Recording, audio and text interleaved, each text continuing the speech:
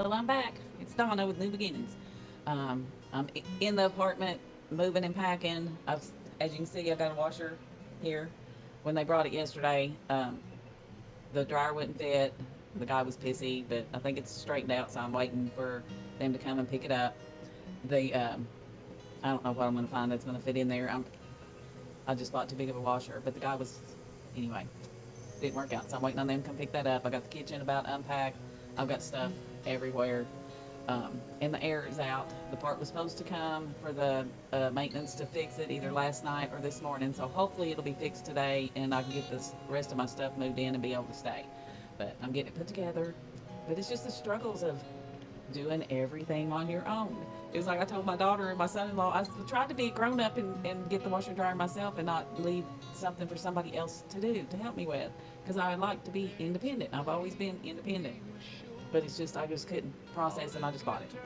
But, I mean, I explained to them what it was, where it was at and all that at Lowe's. But anyway, got the dryer was too big.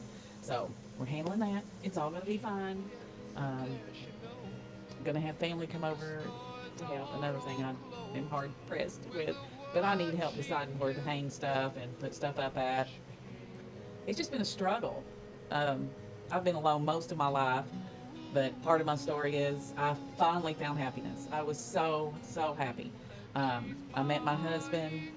We had wonderful couple years, best of my life, and he treated me so good. And then on on my birthday in 2017, I had worked like 40 hours and then was on call for the weekend and had put in probably 24 that weekend, and then come in. He was on the couch. He had been feeling weird, and I had checked his blood pressure in both arms a few days before that, and his blood pressure in his right arm was, or left arm, whichever it was, one of them was a lot higher than the other one, and it stayed that way.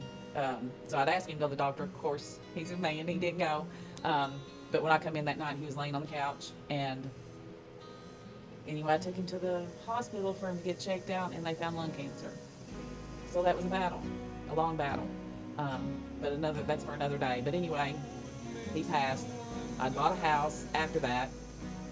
First, I lived in my camper. Whole long story about that. I had a fifth wheel because I was a travel nurse prior to meeting my husband.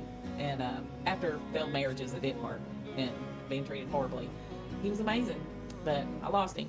And I've dated a few times since then. Hadn't worked out. The last guy I dated was amazing. He was so sweet.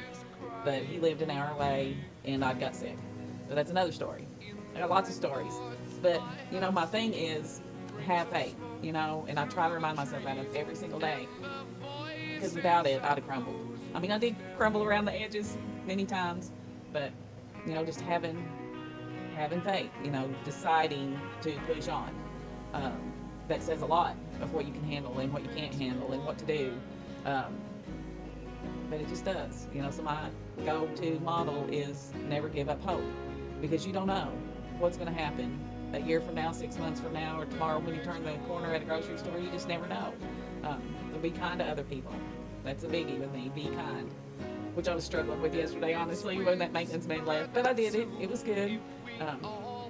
But I'm going to be trying to tell stories on here and just see what piques interest. So please leave me a comment, let me know what you think. Have a wonderful day.